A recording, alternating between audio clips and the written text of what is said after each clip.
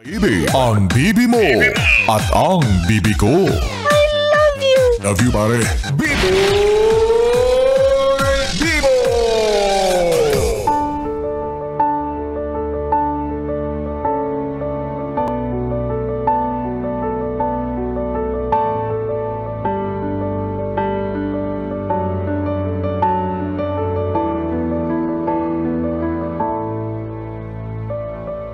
Yes, friend, ako'y nagbabalik, DJ B-Boy Bibo, para sa ating tuloy-tuloy na BB Time tungkol sa usaping love language.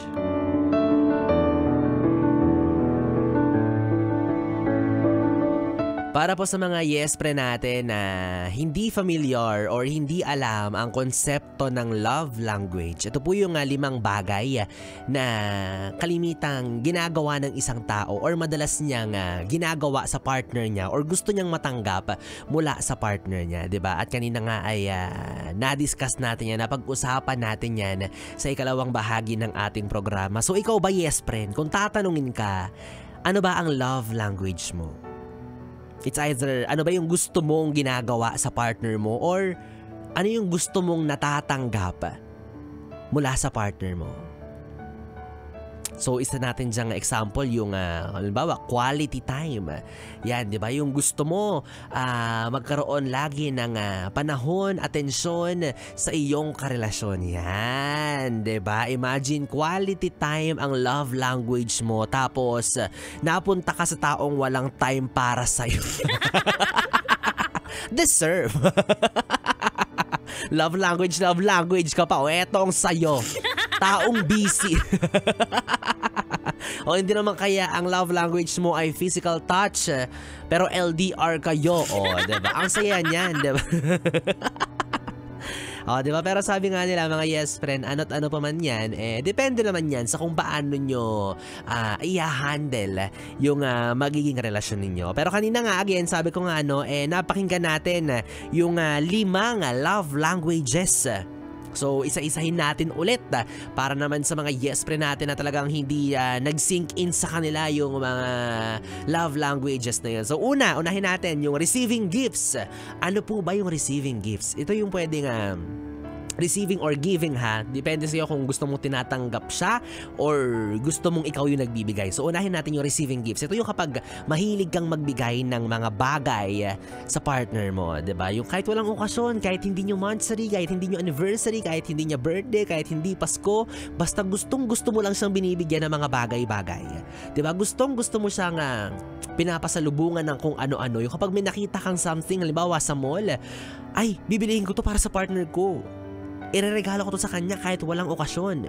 'Di ba? Yung mga ganyang klase ng tao, kapag sila yung gustong nagbibigay, receiving gifts or giving gift yung love language nila. So the other way around, kapag sila naman yung gusto nila yung nakakatanggap ng regalo, yan, 'di ba? Kakapal lang mukha.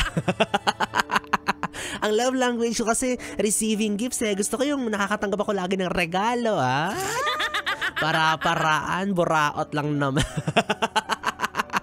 Parang si Biboy yan, charot. Ang love language ko, receiving gifts. Bili mo naman ako ng iPhone 16 Pro Max. Diba? So yun yung definition ng giving or receiving gifts. Kung sa ganong paraan mo ipinaparamdam yung pagmamahal mo sa isang tao, yan yung para sa'yo, yan yung love language mo. So pangalawa, andyan din yung words of affirmation. Yung kadalasan kahit wala kang gusto, 'di ba? Sinasabi natin minsan, kaya lang naman ako nagsasabi kaya ka lang naman nagsasabi sa akin ng mga ganyan, kaya mo lang naman ako binobola-bola kasi may gusto ka 'di ba? May gusto kang mangyari, may ginawa kang mali 'di ba? Pero yung words of affirmation, mga yes friend, ito yung halimbawa, panay-panay ang pagsambit mo na mga mabubulaklak na salita sa iyong partner, sa iyong jowa, sa iyong asawa, 'di ba? Maya't maya sinasabihan mo siya ng mahal kita, I miss you, ganda-ganda mo, pogi-pogi mo. Yung mga ganyan. O kaya naman ina-assure mo siya na talagang siya lang yung mahal mo, hindi mo siya iiwan. Kumbaga yung mga salita na makakapagpagaan ng kanyang kalooban. Kahit minsan hindi na totoo yung sinasabi. Ayan, di ba? Words of affirmation ang love language mo, di ba? So for next love language, dito rin yung acts of service. Di ba? Acts of service, yung gustong-gusto mo siyang paglingkuran, yung gustong-gusto mong magtrabaho para sa kanya. Wow! Grabe naman, diba? Yung tipong ayaw mo siyang kumilos. Gusto mo ikaw ang gagawa para sa kanya. Gusto mo ipagluluto mo siya. Gusto mo ipaglilinis mo siya ng bahay. Ang sarap naman yun. Parang yan na lang yung love language. Diba? Yung pagsiservisyohan mo siya ng bukal sa iyong kalooban at masaya ka pag ginagawa mo yun para sa kanya. Yung ayaw mong nakikitang napapagod yung partner mo, yung gusto mo chill-chill lang siya sa gedli, relax-relax lang, buhay prinsesa, buhay reyna, kahit ang totoo mukha naman siyang kawal, diba? Yan, diba? Yan yung acts of service na tinatawag natin para sa partner mo. And again, ano to the other way around. It's either gusto mong tanggapin or gusto mong ibigay. Okay, so next, andyan din yung quality time. Ito ang sinasabi ko kanina na kapag gusto mo, naglalaan ka ng oras at panahon sa iyong karelasyon. Yan, diba? Yan ang para sa'yo. Yung minu-minuto gusto mo, ibibigay mo sa kanya. Di ba? Bawat oras mo ilalaan mo sa kanya. Di bali nang umabot kayo ng gabi, umaga, or whatsoever, basta ang gusto mo lang yung oras at atensyon mo ay nakabaling sa kanya. Quality time. O hindi naman kaya, gusto mo madalas kayong nagbabonding, madalas kayong nagde-date, nag-i-spend ng time together. Parang tayo, di ba? Gabi-gabi tayo nagbi-baby time. Baka quality time din yung love language natin, no? And for next, andito ang lost. Lost? Anong lost? Last. Bagay na bagay kasi yung last natin ay physical touch. Oo, para sa mga taong mahawak, mahaplos, mayakap, mahalik, malambing, clingy, oo. Yung tipong kahit maasim ka, yayapusin ka niya, yayakapin ka niya kahit na lalagkit ka, kahit na para kang atletang pawis. Diba? Talagang wala siyang pakialam. Agad-agad kanyang ikikiss. Yeah! Sarap naman yan. Diba? Yung tipong kahit sobrang init ng panahon, hindi siya naaalibadbaran na dikit-dikitan ka. Gusto niya lagi kayong, alam mo yun, yung balat nyo magkadikit, gano'n. Kasi para sa kanya, ayun yung pinaka-connection ninyong dalawa. Yung touch by touch. Receive lover. So yun nga mga yes, pero again, andyan yung receiving gifts, words of affirmation, physical touch, acts of service, and quality time. Pero ano pa man ang sayo dyan, ang mahalaga ay nagmamahal ka. Oh! Diba? Kung hindi mo man ma-identify specifically kung ano yung gusto mong matanggap na love language or kung ano yung gusto mong ibigay na love language, regardless, for as long as ginagawa mo yung best mo para mapasaya mo yung partner mo, you're good. Diba? Baka yung language mo yung something na talagang kakaiba. Yung masarap hindi lang sa tenga kundi masarap sa pakiramdam. Diba? Kasi may mga ganun tayong yes friend na di bali ng love language pa. Lahat yan kaya kong ibigay sa'yo. Wow. Sana all. Diba? So regardless kung alin man dyan ang iyo, for as long as napaparamdam mo yung buong pagmamahal mo sa partner mo, kung naibibigay mo lahat sa kanya ng kaya mong ibigay, di ba? Nasasabi mo lahat ng gusto mong sabihin, na nayayakap mo siya sa mga pagkakataon na pwede mo siyang mayakap at mahalikan. Kung may mga pagkakataon ka na kayang-kaya at pwede mo siyang paglingkuran, and most especially kapag may pagkakataon ka na maglaan ng oras para sa kanya, di ba? It will all boil down. Dahil nagmamahal ka, yun. Dun babagsak yun Kaya ipagpatuloy mo lang yan, di ba? Galingan mo pa sa pamamaraan mo ng pagmamahal, di ba? Sana all nagagamit yung love language. Paano ba yan? Oy, bakit? Pwede mo rin naman yung i-apply sa mga taong nakapaligid sa'yo. Hindi lang yan para sa jowa or asawa mo. Oo, pwede yan sa mga iba mong taong mahal, kagaya ng pamilya mo, sa mga kaibigan mo. Di ba? Pwede yan. At lalo na sa sarili mo. Oo. Pwede mong i-apply yung love language yan sa sarili mo. Bawa, physical touch ng sarili. Gano'n. Sarili-sarili muna. Oy, tulog na ba yung mga bata?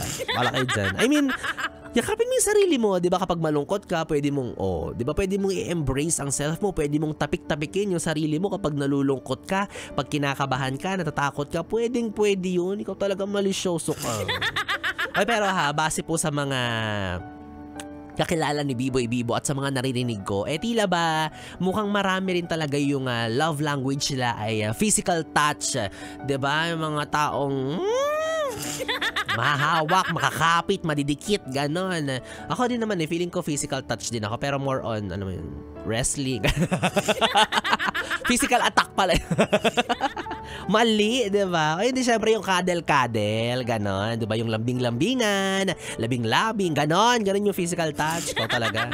So, isa lang ang ibig sabihin yan, di ba? So, sabi ko nga, marami ang may gusto ng physical touch. Baka marami rin talaga ang mael. Mael as in malalambing, diba? Cuddle with jowa, walang mali siya, ganon. Pero ako sure talaga ako na ang gusto ko ay receiving gifts. Sure na ako doon kasi buraot talaga. Buraot si Biboy Bibo. Oo, receiving gifts yung gusto ko. So baka naman, 'di ba? Baka naman din pwedeng iregalo mo na sa amin yung i-download mo yung Yes FM mobile app. O kahit hindi na sa aming lahat, kahit sa akin na lang, iregalo mo na, 'di ba?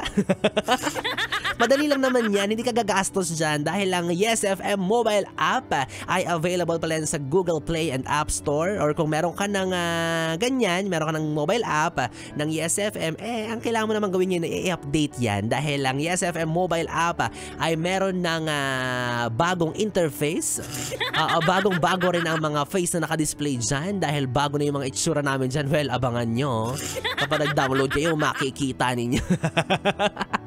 O kaya naman i-download or i-update nyo na yan para mas updated kayo sa ating mga only chikahan, only kwentuhan, diba? Solid na kantahan, tugtugan. Kaya i-download nyo na again. Available yan sa Google Play and App Store. Okay, download mo yan ha. Hindi ko ano-ano din na-download mo.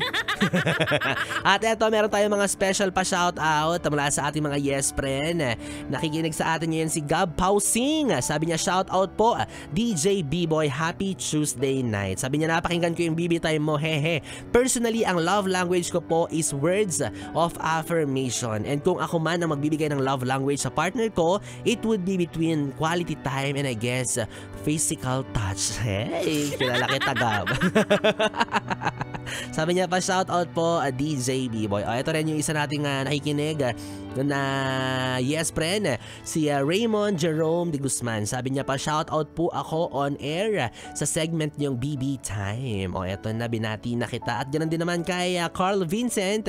Sabi niya pa, shoutout po kay Marlon Paulino at kay Carl Vincent. At dyan din si Eagle Eye, si Bianca Alejandro. Sabi niya, pabati po mula sa Partas Bus Terminal Baguio. Ganoon din sa Barangay Hilario, Bana, Ilocos Norte. At kay Angelica May Hernaez. Sabi niya, good evening. Shout out here sa Ilocos Norte at ganoon din po sa Maria de Leon, Bus Terminal Solsona, Ilocos Norte. Puro kayo taga North ha. Mga pa-North kayo. Diba? Sana all nakikinig. Sana all hindi tinutulugan. Sana all BB time ang quality time Balaki dyan, matulog na kayo lang. Ay nako, well, anyways mga yes friend, 3 oras na BB time ang ating pinagsamahan na. Kapiling niyo po ang BB niya sa radyo. Ako po si DJ B-Boy Bibo. Magkasama at magkarinigan tayong muli bukas sa parehong oras. Dito pa rin at dito ka lang sa istasyong No Problem, ang 101.1 Yes FM Solid. Good night, BB.